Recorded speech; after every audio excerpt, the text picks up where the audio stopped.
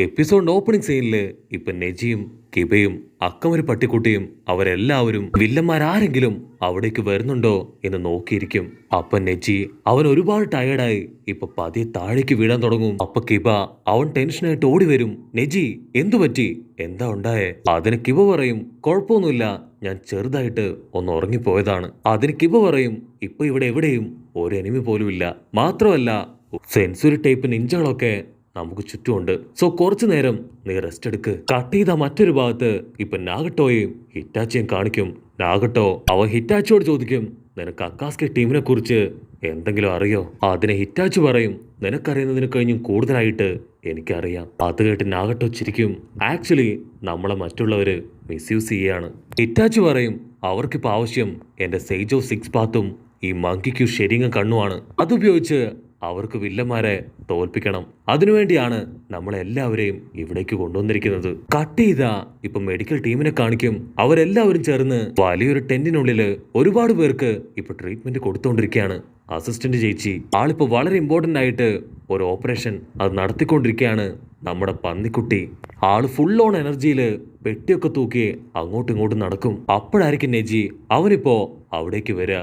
അവൻ സാക്കുറയുടെ അടുത്തേക്ക് വരും. അവൻ അവളോട് പറയും, എനിക്ക് അത്യാവശ്യമായിട്ട് ട്രീറ്റ്മെന്റ് വേണം, എന്റെ ബോഡിയിൽ ഒരുപാട് പരിക്കുകൾ പറ്റിയിട്ടുണ്ട്. ഉടനെ സാക്കുറ അവൾ മുറിവ് പറ്റിയ എല്ലാ സ്ഥലത്തും ഇപ്പൊ മരുന്നൊക്കെ വെച്ച് കിട്ടും. അവള് പറയും, പേടിക്കേണ്ട ആവശ്യമൊന്നുമില്ല, നിനക്ക് ഇന്റേണൽ മുറിവ് അത്ര കാര്യമായിട്ടൊന്നുമില്ല, പുറത്തുള്ള ചെറിയ സ്ക്രാച്ചുകൾ മാത്രമാണ്. പിന്നെ ഒരുപാട് നേരം നീ നിന്റെ വ്യാഹു കണ്ണ് അതിന്റെ പവർ ഉപയോഗിച്ചുകൊണ്ട് തന്നെ നീ ഒരു അല്പം ടയർഡാണ്. കറക്റ്റായിട്ട് റെസ്റ്റ് എടുക്കുകയാണെങ്കിൽ ഉറപ്പായിട്ടും നിനക്ക് പഴയ എനർജി അത് എത്രയും പെട്ടെന്ന് വീണ്ടെടുക്കാൻ കഴിയും.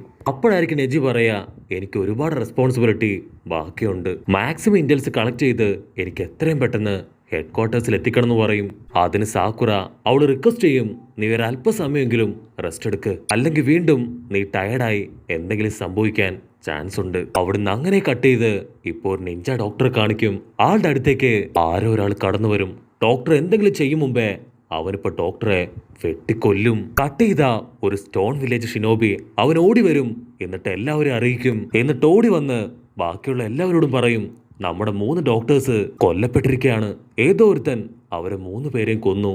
അത് കേട്ട് അവര് ഷോക്കാവും. അപ്പാ വില്ലന്മാര് അവരിപ്പോ ഈ സ്ഥലവും കണ്ടുപിടിച്ചോന്ന് പറഞ്ഞ് അവര് ഫേസ് ടു ഫേസ് നോക്കും. ഉടനെ ചൊനിയൻസ് അവര് പറയും, ഞങ്ങൾ എല്ലാവരെയും ചെക്ക് ചെയ്തതിന് ശേഷം മാത്രമാണ് അകത്തേക്ക് വിട്ടത്. അതിന് സാക്കുറ പറയും, ഇതാരോ ചക്ര പവർ ഉപയോഗിച്ച് മാനിപ്പുലേറ്റ് ചെയ്താണ് ഇവിടേക്ക് കയറി കൂടിയത്. അപ്പൊ അവിടുന്ന് അങ്ങനെ കട്ട് ചെയ്ത് ഇപ്പൊ ലോങ് ഷോട്ടിലായിട്ട് ഇതെല്ലാം കേട്ട് ഒരാൾ മാറി നിൽക്കുകയാണ്. ഉടനെ നെജി ആളവിടേക്ക് വരും. നെജി പറയും, അതാരാണെങ്കിലും ഞാൻ കണ്ടുപിടിക്കും. നെജി അവന്റെ പവർ ഉപയോഗിച്ച് ഇപ്പൊ ചുറ്റും സെൻസ് ചെയ്യാൻ തുടങ്ങും. അപ്പൊ അവൻ കാണും ദൂരത്തായിട്ട് ഒരുത്തൻ ഇതൊക്കെ കണ്ട് അങ്ങനെ മറിഞ്ഞു നിൽക്കുകയാണ്. അപ്പൊ മറ്റൊരു ഡോക്ടർ പറയും, ഇനിയും നമ്മള് ഇങ്ങനെ നിൽക്കുകയാണെങ്കിൽ അത് വലിയ അപകടമാണ്. ഒരുപാട് ഷിനോബികള് മരണത്തോട് മല്ലടിക്കുകയാണ്. സോ നമ്മൾ വളരെ കെയർഫുള്ളായി പരസ്പരം ശ്രദ്ധിച്ച് എത്രയും പെട്ടെന്ന് അവർക്ക് ട്രീറ്റ്മെന്റ് കൊടുക്കണം. അവിടുന്ന് അങ്ങനെ കട്ട് ചെയ്ത് ഇപ്പൊ സാക്കുറയുടെ റൂം കാണിക്കും. അവൾ അവിടെ കാര്യമായിട്ട് ചില മെഡിസിൻസ് ഒക്കെ ചെക്ക് ചെയ്യാണ്. അപ്പൊ അവളുടെ തൊട്ടു പുറകിലായിട്ട് ആ ഒരു വില്ലൻ അവൻ ശബ്ദം ഉണ്ടാക്കാതെ ഇപ്പൊ പതിയെ അവിടേക്ക് കടന്നു വരും. അവിടുന്ന് അങ്ങനെ ബ്ലാക്ക് ഔട്ട് ചെയ്ത് ഇപ്പൊ 2 പേഷ്യൻസ് അവർക്ക് പരസ്പരം ഡൗട്ടായിട്ട് അവർ ചില ചോദ്യങ്ങളൊക്കെ ഇപ്പൊ പരസ്പരം ചോദിക്കും. നീ ആരായിരുന്നു, എന്തായിരുന്നു, എവിടെ വെച്ചാണ് നമ്മൾ ആദ്യമായിട്ട് കണ്ടുമുട്ടിയത് എന്നിങ്ങനെ ഒരുപാട് ചോദ്യങ്ങള്. അപ്പൊ കറക്റ്റ് ടൈമില് നെജി അവിടേക്ക് കടന്നു വരും. നെജി അവരോട് ചോദിക്കും, നിങ്ങൾ 2 പേരിൽ ആരെങ്കിലും സാക്കുറയെ കണ്ടിരുന്നോ? അതിനവര് പറയും, സാക്കുറ അവൾ ടെന്റ് നമ്പർ 3 അപ്പൊ അതേസമയം സാക്കുറ അവൾ എന്തോ ഒരു ഡൗട്ട് തോന്നി ഇപ്പൊ പുറകിലേക്ക് തിരിഞ്ഞു നോക്കും. അപ്പൊ ഒരുത്തൻ ഇപ്പൊ സാക്കുറയുടെ അടുത്തേക്ക് നടന്നു വരും. അവൾ ചോദിക്കും, എന്തു പറ്റി, നിങ്ങളുടെ വേദന അത് മാറിയില്ലേ? അപ്പൊ അതേസമയം നേരത്തെ കണ്ട ആ ഒരു റൂം അതിലെ 2 പേരെയും ഇപ്പൊ ഷിക്കമരു അവൻ വെട്ടിയെറിയാണ്. അത് ആക്ച്വലി ഷിക്കമരു അല്ല, മറിച്ച് ഏതോ ഒരു വില്ലൻ ഇപ്പൊ ഷിക്കമരുവിന്റെ വേഷത്തില് അവിടേക്ക് എത്തിയതാണ്. കട്ട് ചെയ്ത ഇവിടെ സാക്കുറയ്ക്ക് ആ ഒരു ഷിനോബി ഇപ്പോൾ ഒരു ലവ് ലെറ്റർ കൊടുക്കും. അവൻ സാക്കുറയോട് പറയും, നിങ്ങളാണ് എനിക്ക് ട്രീറ്റ്മെന്റ് തന്നത്. സോ നിങ്ങളുടെ സ്നേഹം, ഹോസ്പിറ്റാലിറ്റി അതൊക്കെ എനിക്ക് ഒരുപാട് ഇഷ്ടമായി. അതിന് സാക്കുറ അവനോട് പറയും, ഐ ആം സോറി, ആക്ച്വലി ഞാൻ ഒരാളെ സ്നേഹിക്കുന്നുണ്ട്. ഇനി വേറെ ആരും എൻ്റെ ലൈഫിൽ ഉണ്ടാവില്ല. അത് കേട്ട് ഒരുപാട് സാഡായി അവൻ അങ്ങനെ ഇപ്പൊ തിരികെ പോവും. അപ്പാ ടെന്നിന്റെ തൊട്ടു പുറകിലായിട്ട് ഇപ്പൊ നെജി അവൻ സാക്കുറയ്ക്ക് നേരെ അങ്ങനെ വരും. കട്ട് ചെയ്ത കാഗസവും ഹിറ്റാച്ചി പറയും ഉറപ്പായിട്ടും മാതുര അവൻ കറക്റ്റ് ടൈം ആവുമ്പോ നമ്മുടെ പവർ അത് വേണ്ടതുപോലെ ഉപയോഗിക്കും. അതിനെ കാഗസ് പറയും മാതുരയല്ല, ആക്ച്വലി നമ്മൾ ഇവിടേക്ക് കൊണ്ടുവന്നത് റീആനിമേഷൻ ജിപ്സു, അതറിയാവുന്ന ആരോ ഒരാളാണ് റീആനിമേഷനിലൂടെ നമ്മളെ ഇവിടേക്ക് എത്തിച്ചത്. കട്ട് ചെയ്ത ഇവിടെ നെജി അവനിപ്പോ സാക്കുറയുടെ അടുത്തേക്ക് വരും. അവൻ സാക്കുറയോട് ചോദിക്കും, സാക്കുറ നീ ഓക്കെ അല്ലേ? ഉറപ്പായിട്ടും നീ വളരെ കെയർഫുൾ ആയിരിക്കണം. ഇങ്ങനെയുള്ള സമയത്ത് എപ്പോ വേണമെങ്കിലും ആര് വേണമെങ്കിലും നമ്മളെ അറ്റാക്ക് ചെയ്യാം. സാക്കുറയ്ക്കാണെങ്കിൽ ഒന്നും മനസ്സിലാവില്ല. ഇവനെന്തിനായിരിക്കും വീണ്ടും ഇവിടേക്ക് വന്നെന്ന് പറഞ്ഞ് അവളങ്ങനെ കൺഫ്യൂസ്ഡ് ആയിട്ട് ചിന്തിക്കാൻ തുടങ്ങും. കട്ട് ചെയ്ത ഇവിടെ കിബ അവൻ ആരോട് ദേഷ്യപ്പെട്ട് സംസാരിക്കുകയാണ്. അവൻ പറയും, ഇനി നീ മെഡിക്കൽ ടീമിന്റെ അടുത്തേക്ക് പോയിട്ടില്ലെങ്കിൽ അത് വലിയ പ്രശ്നമാവും. ഓൾറെഡി നീ വ്യാഹു കണ്ണിന്റെ പവർ ഉപയോഗിച്ച് നിനക്കിപ്പോ ആ കണ്ണ് ഉപയോഗിക്കാൻ കഴിയാത്ത അവസ്ഥയിലാണ്. സോ ദയവ് ചെയ്ത് എത്രയും പെട്ടെന്ന് നീ അവിടേക്ക് പോകണം. പക്ഷെ നെജി അവൻ പോവാൻ തയ്യാറാവില്ല. കട്ട് ചെയ്ത ഷിബയും ഹിനട്ടയും ഹിനട്ടയോട് പറയും, നീ ഒരുപാട് നേരായി നിന്റെ കണ്ണിന് ഒരുപാട് സ്ട്രെയിൻ കൊടുത്ത് ചുറ്റുമുള്ള കാര്യങ്ങള് ശ്രദ്ധിച്ചു കൊണ്ടേയിരിക്കുന്നു. നീ ഇടയ്ക്ക് നിന്റെ കണ്ണിന് റെസ്റ്റ് കൊടുക്കണം. ഇല്ലെങ്കിൽ വീണ്ടും വാർ സ്റ്റാർട്ട് ചെയ്യുമ്പോ നിന്നെ കൊണ്ട് കറക്റ്റ് ആയിട്ട് ഫൈറ്റ് ചെയ്യാനോ വ്യാഹു കണ്ണു വെച്ച് സർവൈലൻസ് ചെക്ക് ചെയ്യാനോ കഴിയില്ല. ഞാൻ ഓൾറെഡി എന്റെ ഇൻസെക്റ്റുകളെ ഇവിടെ മുഴുവൻ അയച്ചിട്ടുണ്ട്. ആരെങ്കിലും വരികയാണെങ്കിൽ ഉറപ്പായിട്ടും അവറ്റകൾ നമുക്ക് ഇൻഫർമേഷൻ തരും. കട്ട് ചെയ്ത ഇവിടെ വില്ലൻ നെജി അവൻ സാക്കുറയോട് ചോദിക്കും, ഒക്കാഗെ ആന്റി ആളിപ്പോ എവിടെയുണ്ട്? അതിന് സാക്കുറ പറയും, മാഡം ഇപ്പോ ടെന്നിലുണ്ട്. അവിടെ ഒരുപാട് പേർക്ക് പരുക്കൊക്കെ പറ്റി ട്രീറ്റ്മെന്റ് നടത്തിക്കൊണ്ടിരിക്കുകയാണ്. മാഡം ടൺ ഇപ്പൊ ട്രീറ്റ്മെന്റ് കൊടുത്തോണ്ടിരിക്കുന്നത്. അത് കേട്ട് നെജി പറയും, പേടിക്കേണ്ട ആവശ്യമൊന്നുമില്ല, അവളുടെ കാലിനല്ലേ പരിക്ക്, അത് പെട്ടെന്ന് തന്നെ ഹീലാവും. അത് കേട്ട് സാക്കുറ അവൾക്ക് മനസ്സിലാവും വന്നിരിക്കുന്നത് നെജിയല്ല, മറിച്ച് മറ്റാരോ ആണെന്ന്. കാരണം ടെൻട്ടന് പരിക്ക് പറ്റിയത് കയ്യിലാണ്. മാത്രമല്ല ഇവന്റെ ബിഹേവിയർ അതും വളരെ വളരെ ഡിഫറെന്റ് ആണ്. അവനുടനെ കാഷ്വൽ ആയിട്ട് അവന്റെ കൈ സാക്കുറയ്ക്ക് നേരെ നീട്ടും.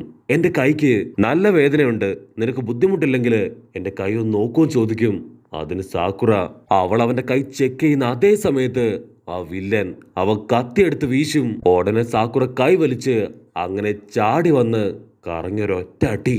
സാക്കുറ പറയും, ഒക്കാകെ ട്രീറ്റ്മെന്റ് കൊടുക്കുന്നത് ടെൻ പിഗിനാണ്. അതിന് മുറിവ് പറ്റിയത് കാലിനല്ല, മറിച്ച് കയ്യിലാണ്. അപ്പോഴായിരിക്കും അതതിന്റെ യഥാർത്ഥ രൂപത്തിലേക്ക് വരിക. അത് മറ്റാരുമല്ല, ആ വൈറ്റ് സെഡ്സു ആണ്. സാക്കുറ അവളുടെ കൈ ചുരുട്ടി അതിനെ പൊറഞ്ച് ഇടിച്ച് അങ്ങനെ തല്ലി കൊല്ലാണ്. സാക്കുറ ചോദിക്കും, നിനക്കെങ്ങനെ നെജിയുടെ ചക്ര പവർ കിട്ടി? അതിന് വൈറ്റ് സെഡ്സു പറയും, ഞാൻ ചക്ര ക്ലോൺ ജിപ്സു അതുപയോഗിച്ചാണ് ഇവിടേക്ക് വന്നത്. അപ്പൊ സാക്കുറയ്ക്ക് മനസ്സിലാവും ആ ഒരു ക്ലോൺ ജിപ്സു അതുപയോഗിച്ച അത്ര പെട്ടെന്ന് ആർക്കും ഫേക്ക് ആയിട്ടുള്ള ആൾക്കാരെ സെൻസ് ചെയ്യാനോ കണ്ടുപിടിക്കാനോ കഴിയില്ല. അപ്പോഴായിരിക്കും സാക്കുറ അവൾ പഠിച്ച കാര്യങ്ങളെല്ലാം ഇപ്പൊ ആലോചിക്കാൻ തുടങ്ങുക.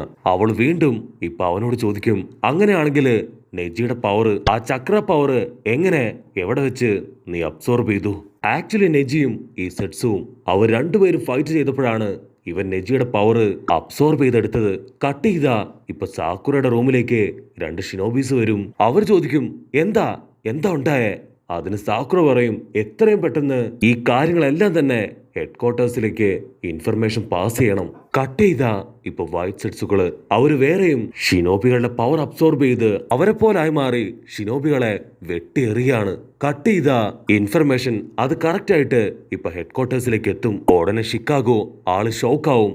ഷിക്കാഗോ പറയും, ഉറപ്പായിട്ടും ഈ ഒരു ഗെൻജിപ്സു അത് പ്രയോഗിക്കണമെങ്കിൽ ഹിറ്റാച്ചി അവനെ കൊണ്ട് മാത്രമേ കഴിയൂ. പക്ഷെ ഹിറ്റാച്ചിയെ കൊണ്ട് ഒരേ സമയം ഇതുപോലുള്ള ഒരുപാട് പേരെ സൃഷ്ടിക്കാൻ കഴിയില്ല. മറ്റെന്തോ ഒരു സീക്രട്ട് കൂടെ ഇതിന്റെ പിന്നിലുണ്ട്.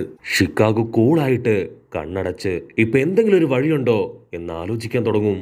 അങ്ങനെ അവിടെ വെച്ച് ഈ ഒരു എപ്പിസോഡും അവസാനിക്കുന്നു.